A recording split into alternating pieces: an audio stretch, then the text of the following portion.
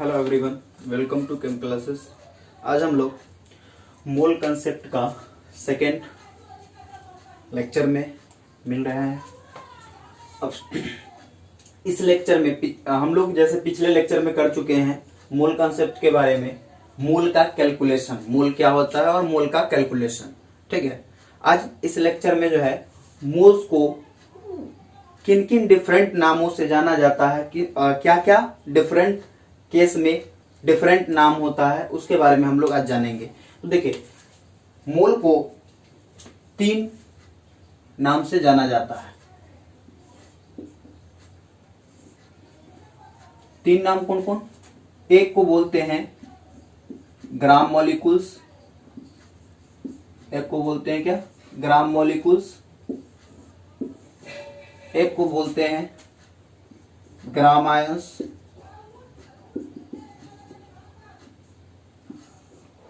और एक को बोलते हैं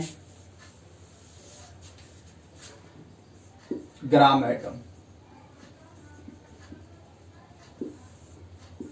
जिसका हम लोग मोल कैलकुलेशन कर रहे हैं, अगर कोई वो एलिमेंटल स्पेसीज है, एलिमेंट है, मतलब मेटल है, नॉन मेटल है, जो एटॉमिक फॉर्म में मिलता है, वो स्पेसीज है, तो उसको हम लोग बोलते हैं ग्राम एटम। क्या कब बोलते हैं? इन case of atomic species. Atomic species, कोई एटॉमिक स्पेसीज है तो उसके केस में मोल को क्या बोलते हैं? Mole is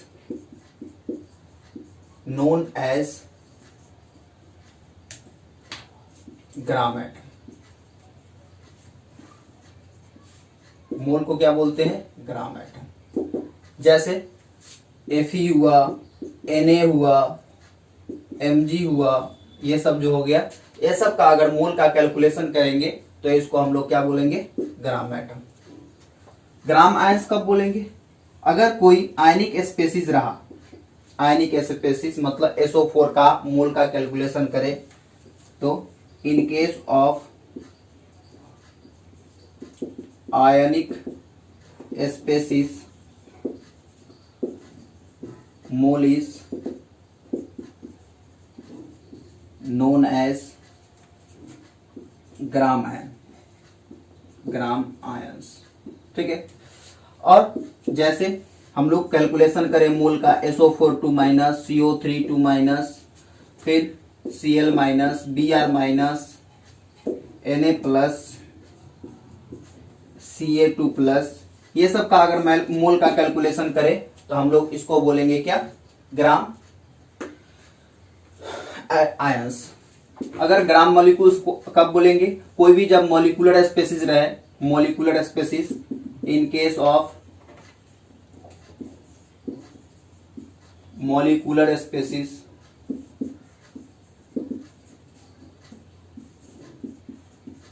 gram ions. Gram in case of molecular species mole is known as gram molecules. Mole को क्या बोलते हैं? Gram molecules. ठीक है, ये जैसे कोई कंपाउंड रहा, जैसे एग्जांपल में कंपाउंड हो सकता है, जैसे CO2 का, SO2 का, NO2 का, CaCO3 का मोल का अगर कैलकुलेशन करें तो इसके केस में हम लोग बोलेंगे इसको क्या? ग्राम मॉलिक्यूल्स। तो हम लोग मोल को 3 नाम से जानते हैं, 3 केस में हम लोग नेमिंग करते हैं। और पहला केस जैसे ग्राम एटम है, ग्राम एटम कब बोलेंगे? जब कोई एटॉमिक स्पेसीज का मोल का कैलकुलेशन करेंगे तो उस समय हम लोग क्या बोलेंगे? Gram atom. और जब कोई आयनिक स्पेसीज रहे, उसका मोल का कैलकुलेशन करेंगे तो उस समय हम लोग बोलेंगे क्या? Gram ions. और जब कोई मॉलिक्यूलर स्पेसीज रहे, जैसे कंपाउंड कोई रहे, उसका मोल का कैलकुलेशन करे तो उसको हम लोग बोलेंगे ग्राम मॉलिक्यूल्स। ठीक है, तो ये हुआ ग्राम एटम, ग्राम मॉलिक्यूल्स और ग्राम आयंस। इस पे बेस्ड कुछ क्वेश्चन होगा, तो हम लोग जैसे क्वेश्चन कुछ कर लेते हैं, उसके बाद फिर हम लोग आगे की ओर करेंगे। जैसे इसमें एक क्वेश्चन तो कहेगा आपको मॉलिक्यूल्स या एटम कैलकुलेट करने के लिए। ठीक है, नंबर ऑफ एटम कह सकता है कैलकुलेट करने के लिए, नंबर ऑफ मॉलिक्यूल्स कह सकता है कैलकुलेट करने के लिए, नंबर ऑफ मोल्स कह सकता है कैलकुलेट करने के लिए। तो हम लोग जैसे दो टाइप का क्वेश्चन, मोल का कैलकुलेशन, मास का कैलकुलेशन कर चुके थे। मोल का कैलकुलेशन या मास का कैलकुलेशन कर चुके थे। जैसे ऐसा क्वेश्चन है find the mass of, number A में 5.6 litre of CO2 at STP, B में है 1.2046 into 10 to the power 25 molecules of SO2, और नंबर सी में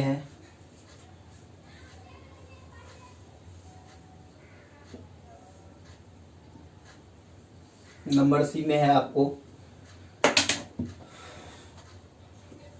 0.25 मोल ऑफ N2। प्रत्येक के केस में क्या निकालना है, मास निकालना है। और मास निकालने के लिए हम लोगों को फॉर्मूला क्या पढ़े थे, फॉर्मूला जो होता है हम लोग मोल का फॉर्मूला जो होता है W/mm इक्वल्स टू, हम लोग फॉर्मूला पढ़े थे N/Na, और इक्वल्स टू फॉर्मूला पढ़े थे हम लोग V एट STP, और बाई पढ़े थे Vm मतलब 22.4 लीटर, Vm का मतलब 22.4 लीटर होता है। ठीक है, ये फॉर्मूला पढ़े थे। अब हम लोगों को क्या दे दिया, पहला केस में वॉल्यूम दे दिया है और पूछ क्या रहा है, मास पूछ रहा है, तो मास इसमें है। इस दोनों को इक्वेट कर दीजिए तो क्या हो जाएगा, सिंस हम लोगों को जानते हैं क्या W/mm इक्वल्स टू क्या हो जाएगा V और बाई क्या 22.4 लीटर। तो हम लोग ये फॉर्मूला जानते हैं, इस फॉर्मूला के हेल्प से अब वॉल्यूम कितना दे दिया है 5.6 दिया है और बाई 22.4 लीटर, और इक्वल्स टू क्या हो जाएगा, और किसका है तो मास मतलब हम लोगों को CO2 का दिया है, तो CO2 का मोलिकुलर मास 44 होता है। कैसे 44 होता है, तो इसका कैलकुलेशन कीजिएगा तो 12 और प्लस 16 इंटू 2, तो क्या आ जाएगा 12 प्लस 32 इक्वल्स टू 44। तो हम लोगों को सबसे पहले काम क्या करना पड़ेगा, मोलिकुलर मास कैसे कैलकुलेट करते हैं और मोलिकुलर मास होता क्या है ये हम लोगों को पता रखना पड़ेगा।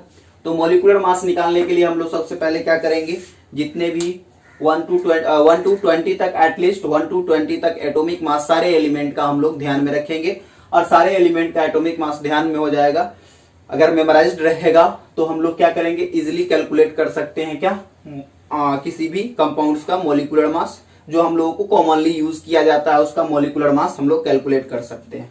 तो हम लोगों को ये मोलिकुलर मास हुआ, तो यहाँ मोलिकुलर मास क्या हो गया 44 हो गया। हम लोगों को गिवन मास तो पूछ ही रहा है, तो गिवन मास जो आएगा हम लोगों को, therefore given mass equals to क्या आ जाएगा, W इक्वल्स टू हम लोगों को आ जाएगा, इसको कैंसिल कीजिएगा तो 1/4 आ जाएगा, 1/4 इंटू इसका अगर कीजिएगा तो 44 आ रहा है, 44 से कैंसिल कीजिएगा तो 11 आ जाएगा। तो हम लोगों को 11 ग्राम आंसर आ गया। ठीक है, और चूंकि ये जो है हम लोग ग्राम में पुट करते हैं ऑलवेज, तो हम लोग ग्राम में पुट करते हैं तो आंसर जो आएगा ग्राम में आएगा। तो ये हम लोगों को आंसर हुआ। सेकेंड वाले केस में अगर सिमिलरली जाए, देखिए ये सब क्वेश्चन जो है आप इजिली सॉल्व कर सकते हैं।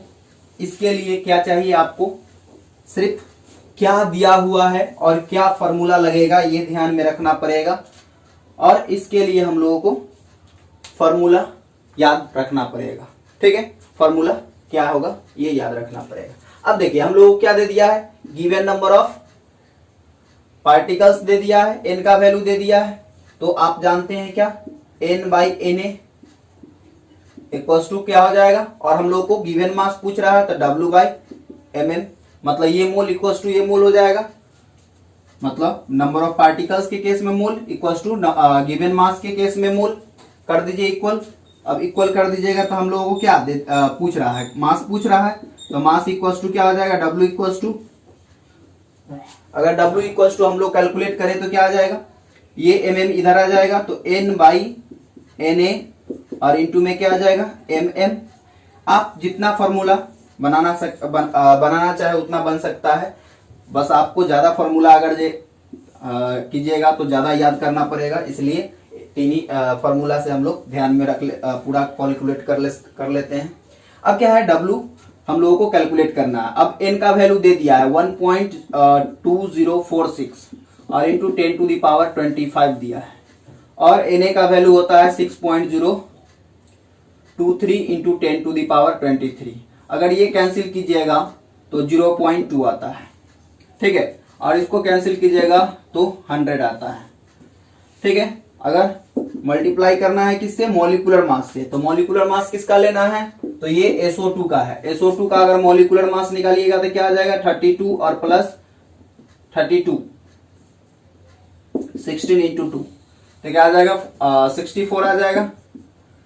अब हम लोगों को ये 64 में 2 से मल्टीप्लाई कीजिएगा तो क्या 20 से मल्टीप्लाई कीजिएगा तो क्या आ जाएगा 1280 हम लोगों को ये, और मास है तो ग्राम में आ गया आंसर, ठीक है। तो ये हम लोगों को ऐसे कैलकुलेट कर लेंगे। फिर हम लोगों को ऐसा दिया हुआ है, मोल दे दिया है, तो मोल कैलकुलेट करना है हम लोगों को, क्या दे दिया मास, मोल से मास कैलकुलेट करना है। तो आप जानते हैं मोल कैलकुलेशन के लिए हम लोगों को फॉर्मूला क्या होता है, given mass by molecular mass. तो क्या होता है mole equals to given mass by molecular mass. अब given mass by molecular mass put कीजिए। अब क्या है W आपको पूछ रहा है तो क्या आ जाएगा N इंटू मॉलिक्यूलर मास, और N का वैल्यू कितना दिया है 0.25 मोल दिया है इतना, और इंटू नाइट्रोजन का मॉलिक्यूलर मास क्या हो जाएगा 14 इंटू 2 इक्वल्स टू 28। तो 28 इसको मतलब 1/4 और इंटू 28 इसको कैंसिल कीजिएगा तो 7 आ जाएगा, देयरफॉर क्या आ जाएगा हम लोगों को 7 ग्राम आंसर। तो ऐसे हम लोग क्या कर लेंगे, मोल का कैलकुलेशन कर लेंगे, वेस्ट मास का कैलकुलेशन कर लेंगे। ऐसा अगर क्वेश्चन पूछे आपको नंबर ऑफ पार्टिकल्स फाइंड करने के लिए, नंबर ऑफ आइटम कहेगा फाइंड करने के लिए, नंबर ऑफ मॉलिक्यूल्स कह सकता है फाइंड करने के लिए, तो कैसे कीजिएगा। तो देखिए नंबर ऑफ आइटम जब कहे कैलकुलेट करने के लिए, find the number of item,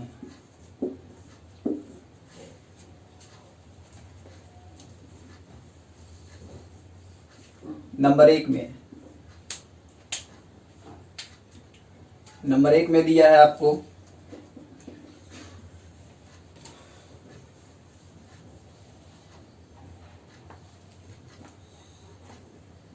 2.5 mole of CO2, और नंबर बी में दिया है 11.2 litre of SO2 eight STP। अब देखिए ये दो दे दिया है क्वेश्चन आपको, इससे क्या कह रहा है हम लोगों को एटम निकालने के लिए। तो आपको एक बात ध्यान में रखना पड़ेगा, और जैसे हम SO2 ही ले, SO2 ले तो इसमें एटम अगर टोटल एटम निकाले तो सल्फर का कितना है 1 है, और ऑक्सीजन का कितना है 2 है, तो टोटल एटम कितना हो गया 3। तो एक मॉलिक्यूल्स में 3 एटम हो गया, और ये क्या है कंपाउंड, तो कंपाउंड का स्मॉलेस्ट पार्टिकल्स क्या होता है मॉलिक्यूल्स।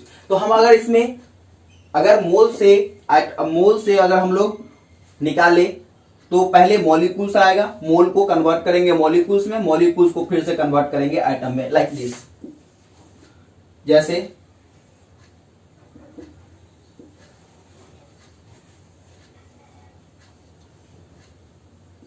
जैसे हम लोगों को मान लीजिए मोल दिया हुआ है, तो मोल से जाएंगे मॉलिक्यूल्स में, और मॉलिक्यूल्स से जाएंगे, जब मॉलिक्यूल्स कैलकुलेट हो जाएगा तो एटम में जाएंगे। तो एटम क्या है सबसे स्मॉलेस्ट है, ठीक है। कंपाउंड्स में भी, कंपाउंड्स को भी अगर ब्रेक करेंगे तो जो आएगा उसको हम लोग, तो पहले मॉलिक्यूल्स मोल निकालने के लिए हम लोगों को मोल दिया हुआ है, हम लोगों को अगर नहीं दिया होता तो मोल निकालने के लिए W/mm या N/Na लगा लेते, या आप लगा लेते V और बाई 22.4 लीटर, तो ये फॉर्मूला लगा लेते। अगर मॉलिक्यूल्स निकालना है तो इसमें Na से मोल में क्या करते हैं, यहाँ पे N में Na से मल्टीप्लाई कर देते हैं। अगर हम लोगों को एटम निकालना है तो जो मॉलिक्यूल्स आएगा मॉलिक्यूल्स कितना आएगा n इंटू Na, और इंटू क्या कर देंगे हम लोग एटोमिसिटी, अगर एटोमिसिटी से मल्टीप्लाई कर देंगे तो हम लोगों को नंबर ऑफ एटम निकल जाएगा। तो हम लोग को ये ध्यान में रखना पड़ेगा, एटोमिसिटी से हम लोग मल्टीप्लाई करेंगे तो हम लोगों को क्या आ जाएगा, एटम आ जाएगा। तो इसके केस में अगर निकाले, जैसे फर्स्ट केस में अगर सॉल्व करें तो हम लोगों को क्या आ जाएगा, फर्स्ट केस में मोल दिया हुआ है, हम लोगों को एटम निकालना है।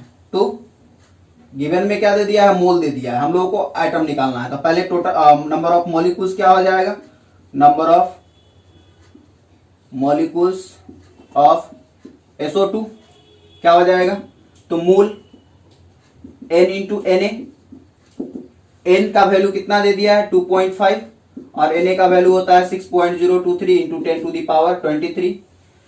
अब हम लोगों को मोल से मॉलिक्यूल्स निकल गया और एटोमिसिटी कितना है, एटोमिसिटी ऑफ SO2 कितना है 3 है। अब 3 से मल्टीप्लाई कर दीजिए तो टोटल एटम कितना हो जाएगा, टोटल नंबर ऑफ एटम अगर कैलकुलेट किया जाए तो कितना हो जाएगा, तो टोटल एटम हो जाएगा आपको टोटल 3 मतलब एटम तो 3 है एक में, और टोटल मॉलिक्यूल्स कितना है 2.5 into 6.023 into 10 to the power 23। तो हम लोग इससे हम लोग क्या निकाल लेंगे, मोल।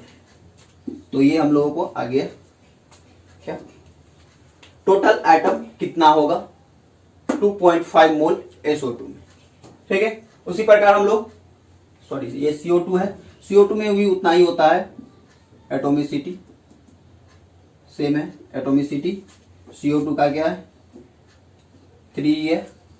तो ये हो गया हम लोगों को। ऐसा हो कि हम लोगों को इसमें सेकंड वाले केस में अगर एटम निकालना हो तो हम लोगों को सेकंड वाले केस में भी ध्यान रखना पड़ेगा। सेकंड वाले केस में अगर निकालना हो तो क्या आ जाएगा हम लोगों को, ये सेकंड वाले बी वाले केस में हम लोगों को क्या दे दिया है हम लोगों को 11.2 लीटर ऑफ SO2। तो लीटर दिया है मतलब वॉल्यूम दे दिया है, वॉल्यूम से हम लोग निकालेंगे मोल। तो मोल निकालेंगे तो क्या आ जाएगा, टोटल मोल निकालेंगे तो हम लोगों को आ जाएगा V@STP। तो V@STP मतलब 11.2 और बाई 22.4, अगर इसको कैंसिल करेंगे तो 1/2 मोल आ जाएगा। अब हम लोगों को मोल निकल गया, अगर मॉलिक्यूल्स निकालेंगे तो क्या आ जाएगा, मॉलिक्यूल्स निकालेंगे तो 1/2 इंटू क्या आ जाएगा 6.023 इंटू 10 टू द पावर 23।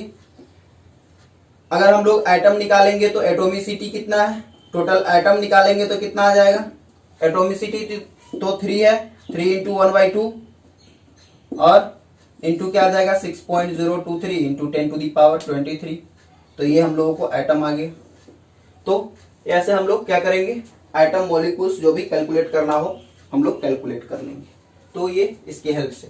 अब इसमें और सारे कैलकुलेशन कह सकता है इलेक्ट्रॉन, प्रोटॉन और न्यूट्रॉन निकालने के लिए कितना होगा इलेक्ट्रॉन, कितना होगा प्रोटॉन और कितना होगा न्यूट्रॉन, आपको कैलकुलेट करने के लिए कह सकता है। एक क्वेश्चन ऐसा आता है ऑब्जेक्टिव टाइप में, कहेगा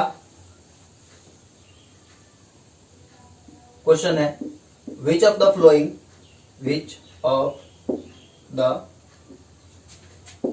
flowing have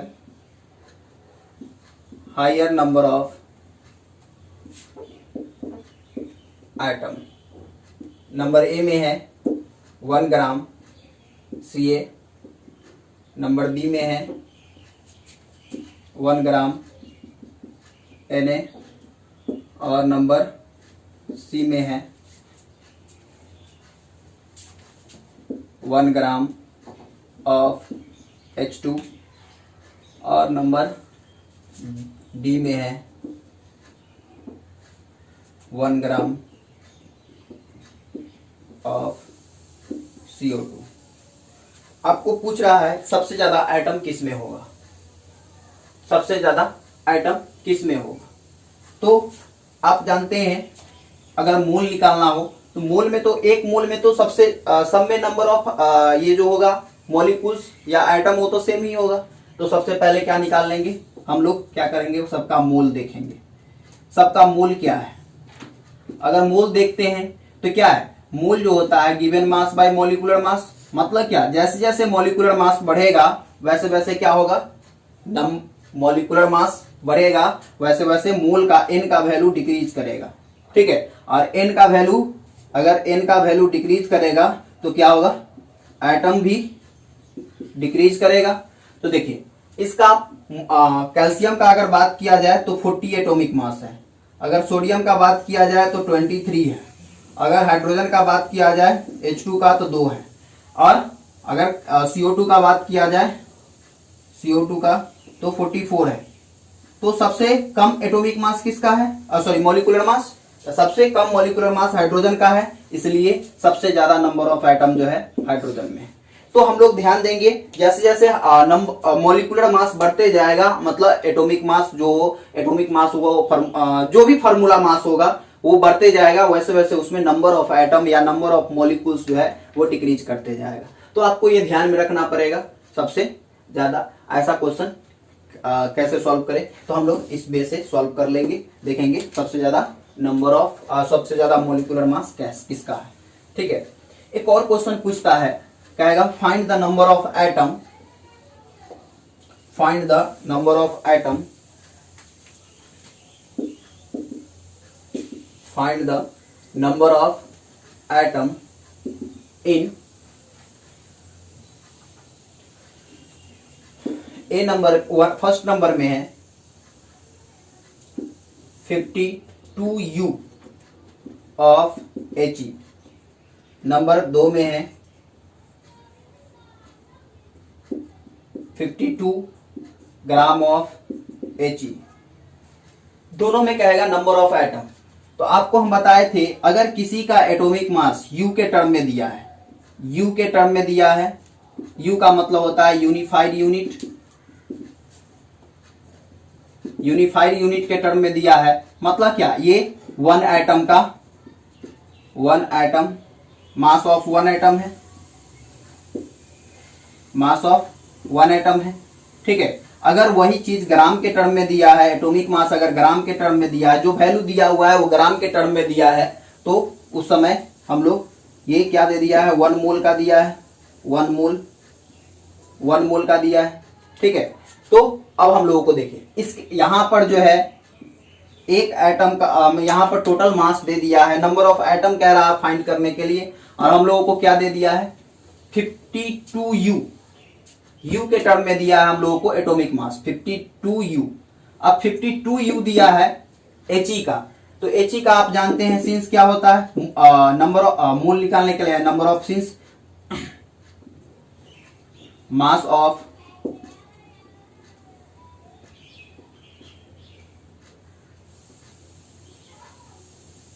for U is the mass of क्या, 1 atom of He, 1 एटम का है तो 1 U किसका होगा, 1/4 एटम का होगा, और 52U किसका होगा 1/4 और इंटू 52 मतलब 13 एटम होगा,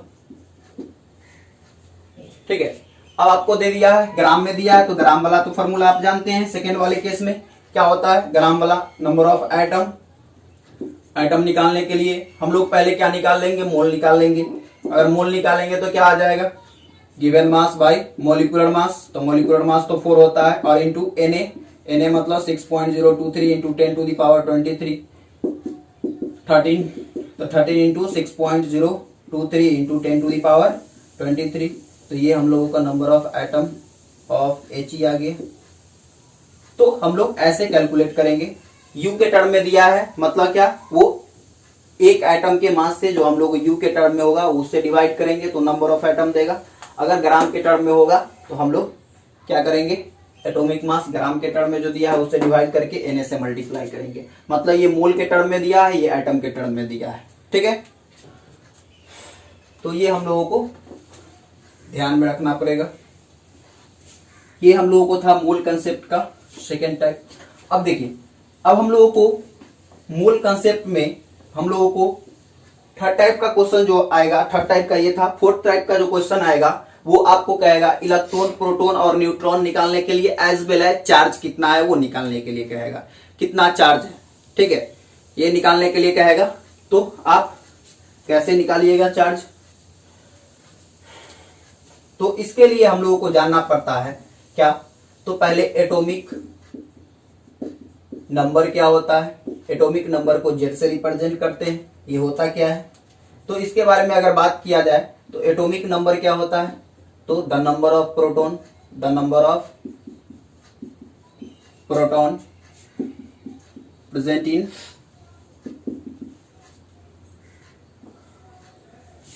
द न्यूक्लियस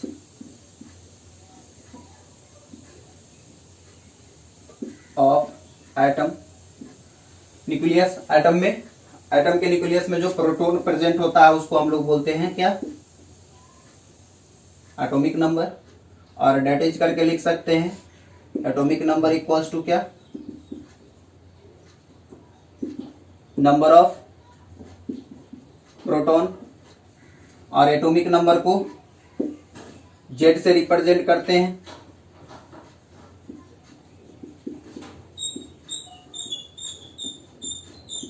अगर जेड से रिप्रेजेंट करते हैं तो हम लोगों को Z equals to number of proton को पी से रिप्रेजेंट करेंगे। और आप जानते हैं क्या, सिंस इन एटम क्या होता है, number of proton equals to number of electron, तो हम लोगों को क्या हो जाएगा, P इक्वल्स टू E। अब हम लोगों को, और आप जानते हैं क्या, since Z equals to E equals to P हो जाएगा, देयरफॉर क्या हो जाएगा, therefore Z equals to P equals to E हो जाएगा। हम लोगों को एक फॉर्मूला आ गया। अब हम लोगों को ये एटॉमिक नंबर के लिए आप क्या होता है, इन एटम, ये ओनली केस, ओनली किस केस के लिए है, only in case of atom.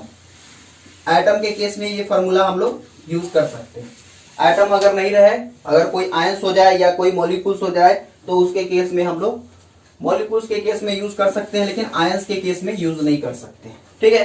तो हम लोगों को क्या आ गया, एटॉमिक नंबर के बारे में पता हो गया। अब एक होता है मास नंबर, क्या होता है इसके बारे में पता कर लेते हैं। अगर मास नंबर के बारे में बात करें तो मास नंबर क्या होता है, तो total the sum of nucleons, total number of nucleons, nucleons जितना भी होता है उस सारे के सम को हम लोग बोलते हैं क्या, मास नंबर। तो क्या है, the sum of nucleons. Mass number की अगर बात किया जाए, मास नंबर को हम लोग ए से रिप्रेजेंट करते हैं। और मास नंबर का अगर बात किया जाए तो ये क्या होता है, ये होता है द सम ऑफ न्यूक्लियॉन्स। क्या है, द सम ऑफ न्यूक्लियॉन्स। अब न्यूक्लियॉन्स क्या होता है, तो न्यूक्लियॉन्स जो होता है मतलब प्रोटॉन और प्लस न्यूट्रॉन को हम लोग एक साथ होली जो बोलते हैं न्यूक्लियॉन्स, मतलब total number of particles present in nucleus. क्या, total number of particles present in nucleus. क्या होता है nucleus, total number of proton and neutron, proton and neutron present in nucleus. Nucleus में जो प्रेजेंट होता है उसको हम बोलते हैं क्या, न्यूक्लियस। और इसको रिप्रेजेंट करते हैं ए से, तो डेट इज करके हम लोग लिख सकते हैं डायरेक्टली, डेट इज क्या आ जाएगा हम लोगों को, A equals to P plus N, ये आ जाएगा। और आप जानते हैं क्या, Z equals to E equals to P होता है। अब Z equals to E equals to P होता है तो यहाँ पे हम पी को सब्स्टिट्यूट कर सकते हैं किससे, जेड से। तो हम लोगों को क्या आ जाएगा, A equals to Z plus N, और इम्प्लाइज दैट हम लोग ऐसा लिख सकते हैं N equals to A minus Z. ये हम लोगों को आ जाएगा क्या, न्यूट्रॉन। अगर किसी में न्यूट्रॉन कैलकुलेट करना हो तो हम लोग एटॉमिक नंबर में से मास नंबर में से एटॉमिक नंबर अगर माइनस कर देंगे तो उसको हम लोग क्या निकल जाएगा, न्यूट्रॉन। और एक अगर मास नंबर और एटॉमिक नंबर किसी एलिमेंट के सिंबल के साथ अगर रिप्रेजेंट किया जाए तो उसको ऐसे रिप्रेजेंट करते हैं, ऊपर साइड में मास नंबर रिप्रेजेंट करते हैं और नीचे साइड में क्या एटॉमिक नंबर रिप्रेजेंट करते हैं, वो भी एटॉमिक नंबर यहाँ पे जेड से रिप्रेजेंट करते हैं। अब ये क्या बता रहा है, ये बता रहा है मास नंबर, ये बता रहा है मास नंबर, और ये बता रहा है एटॉमिक नंबर, और ये बता रहा है सिंबल ऑफ एलिमेंट। क्या बता रहा है, सिंबल ऑफ एलिमेंट। तो हम लोगों को एटॉमिक नंबर क्या हुआ, तो नंबर ऑफ प्रोटॉन जो भी प्रेजेंट था न्यूक्लियस में, एटम के न्यूक्लियस में, उसको हम लोग बोलेंगे क्या, एटॉमिक नंबर। और जो number of proton plus neutron present था उसको हम बोले मास नंबर। और दोनों को एक साइड रिप्रेजेंट करते हैं एक दूसरे के क्रॉस में, या सेम साइड में भी रिप्रेजेंट कर सकते हैं। इसको ऐसे रिप्रेजेंट कर सकते हैं और करके एक्स, और इधर ए रिप्रेजेंट कर सकते हैं, इधर जेड रिप्रेजेंट करेंगे, तो ऐसे भी रिप्रेजेंट करेंगे। तो एटॉमिक नंबर और मास नंबर को एक साथ ऐसे भी रिप्रेजेंट कर सकते हैं। तो ये हम लोगों को रिप्रेजेंटेशन हुआ, और इसके हेल्प से आपको कहेगा क्या, एटॉमिक नंबर, मास नंबर, या एलिमेंट का एटॉमिक नंबर, मास नंबर दिया हुआ है, उसमें number of electron, number of proton आपको कहेगा कैलकुलेट करने के लिए। तो कैसे कैलकुलेट कीजिएगा, तो इस पे कुछ क्वेश्चन देख लेते हैं। तो हम लोगों को ध्यान रखना पड़ेगा, जैसे कि अभी एक डायग्राम बताए थे, क्या, तो डायग्राम बताए थे, पहले क्वेश्चन से इसको करते हैं, क्वेश्चन कर लेते हैं। पहले क्या है क्वेश्चन, कहेगा find the number of electron, proton and neutron. Question है find the number of electron, proton and neutron. Number 1 में है 23 gram, 46 gram of Na। Number 2 में है same 46 gram of Na plus, और नंबर 3 में है 44 ग्राम ऑफ, 44 नहीं 22 ले लीजिए, 22 ग्राम ऑफ CO2। प्रत्येक केस में आपको कह रहा है क्या, इलेक्ट्रॉन, प्रोटॉन और न्यूट्रॉन निकालने के लिए। अगर केस 1 में आए, केस 1 में अगर चले, तो केस 1 में हम लोगों को क्या दे दिया है, केस 1 में 46 ग्राम ऑफ सोडियम गिवन में हम लोगों को दे दिया है। अब इसके लिए ऐसे टाइप के क्वेश्चन को कैलकुलेशन करने के लिए हम लोगों को ध्यान में रखना पड़ता है क्या, तो ध्यान में रखना पड़ेगा हम लोगों को, पहले क्या निकालना पड़ेगा, ये तो मास दिया हुआ है, ऐसा इसके बारे में कैसे सोच सकते हैं, ऐसा करें, पहले क्या निकाल ले, पहले सारे का मोल निकाल ले, मोल निकल जाएगा तो हम लोगों को क्या निकाल ले, अगर कंपाउंड है तो मॉलिक्यूल्स निकाल ले, अगर मॉलिक्यूल्स नहीं तो अगर मॉलिक्यूल्स निकल जाए उसके बाद एटम निकाल ले, अगर एटम निकल जाए तो एक एटम में कितना इलेक्ट्रॉन, प्रोटॉन और न्यूट्रॉन है, इसको हम लोग इजीली कैलकुलेट कर सकते हैं।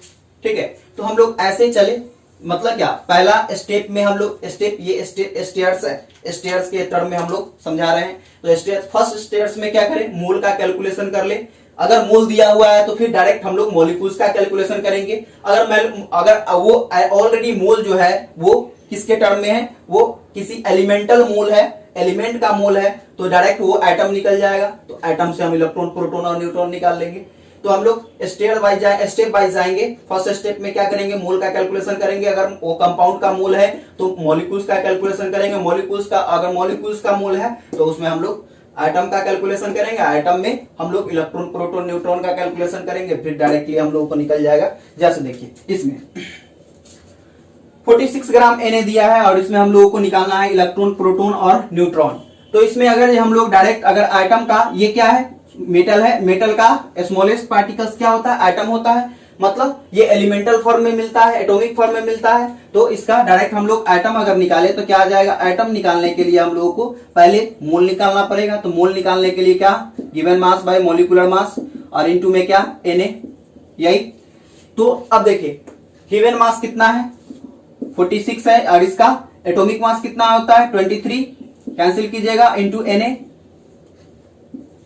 तो क्या आ जाएगा हम लोगों को 2Na, इसको कैंसिल कीजिएगा तो 2 आ जाएगा, 2Na।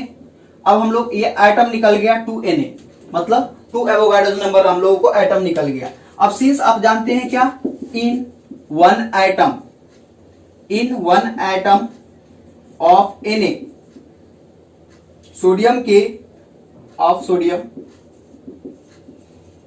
सोडियम के वन आइटम में आप क्या जानते हैं, इसका एटॉमिक नंबर कितना होता है, एटॉमिक नंबर 23 होता है, मास नंबर एटॉमिक नंबर 11 होता है और मास नंबर 23 होता है। तो हम लोगों को इससे आप जानते हैं क्या, Z equals to E equals to P होता है। अब इसके हेल्प से हम लोगों को क्या, Z कितना है, हम लोगों को Z, देयरफॉर क्या हो जाएगा, हम लोगों को Z कितना दिया हुआ है, Z दिया हुआ है 11, देयरफॉर इलेक्ट्रॉन 11, प्रोटॉन 11। अगर न्यूट्रॉन का बात किया जाए तो N इक्वल्स टू क्या होता है, A माइनस Z, और A का वैल्यू है 23 और माइनस 11 इक्वल्स टू 12 हो जाएगा। तो हम लोगों को एक आइटम में इलेक्ट्रॉन, प्रोटॉन और न्यूट्रॉन का कितना है ये पता चल गया। अब इलेक्ट्रॉन, प्रोटॉन, न्यूट्रॉन पता चल गया तो हम लोग उसमें क्या निकाल लेंगे, टोटल इलेक्ट्रॉन, प्रोटॉन और न्यूट्रॉन। देयरफॉर क्या हो जाएगा, total electron, proton and neutron equals to क्या आ जाएगा। अब इलेक्ट्रॉन कितना आया है 11 और इंटू 2Na, और प्रोटॉन कितना आया है 11 इंटू 2Na, और न्यूट्रॉन कितना आया है 12 इंटू 2Na। ये हम लोगों को आंसर। ये सेकेंड वाले केस में हम लोगों को ऐसा, फर्स्ट वाले केस में ऐसा हुआ। अगर सेकेंड वाले केस में हम लोग चले तो क्या आ जाएगा, सेकेंड वाले केस में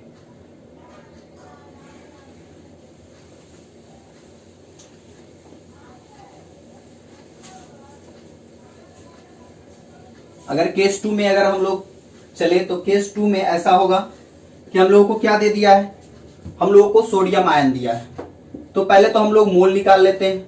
अगर इसका मोल निकाले तो क्या आ जाएगा, मोल नहीं, डायरेक्ट हम लोग आयंस निकाल लेते हैं। आयंस है ना, सोडियम आयन है तो आयंस निकाल लेते हैं। तो क्या आ जाएगा, डायरेक्ट आयंस निकालेंगे तो 46/23 सोडियम आयन का, और इंटू Na, तो ये आ जाएगा क्या 2Na। अब इसमें, अब इन वन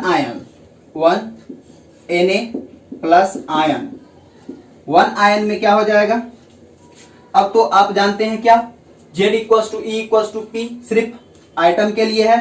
तो क्या आप जानते हैं एटॉमिक नंबर क्या दे दिया है इसका 11, एटॉमिक नंबर 11, और मास नंबर कितना दिया है, मास नंबर 23। अब इससे हम लोग क्या निकालना चाहे, अब Z इक्वल्स टू P होता है, मतलब क्या हम लोगों को प्रोटॉन निकल गया कितना 11, इलेक्ट्रॉन तो Z equals to E equals to P के इक्वल कर नहीं सकते हैं। इलेक्ट्रॉन कैसे निकालेंगे, तो आप जानते हैं सोडियम आयन कैसे बना होगा, ये सोडियम एक इलेक्ट्रॉन लॉस किया होगा, मतलब इसमें अगर जो भी आइटम होगा इसमें इलेक्ट्रॉन कितना होता है 11, तो इसमें इलेक्ट्रॉन एक तो लॉस कर गया तो 10 ही बचेगा, देयरफॉर इलेक्ट्रॉन इक्वल्स टू 10। अगर न्यूट्रॉन निकाले तो कितना आ जाएगा, न्यूट्रॉन तो A minus Z equals to क्या आ जाएगा 23 माइनस 11 इक्वल्स टू 12। अब हम लोगों को एक आयंस में कितना इलेक्ट्रॉन होता है, कितना प्रोटॉन होता है, कितना न्यूट्रॉन होता है ये पता चल गया। देयरफॉर टोटल कितना, टोटल इलेक्ट्रॉन इक्वल्स टू क्या आ जाएगा 10 इंटू 2Na, और प्रोटॉन इक्वल्स टू क्या आ जाएगा 11 इंटू 2Na। और क्योंकि टोटल हम लोगों को कितना है आयंस, इतना है, और एक आयंस में हम लोगों को प्रोटॉन है 11, इलेक्ट्रॉन है 10 और न्यूट्रॉन है 12।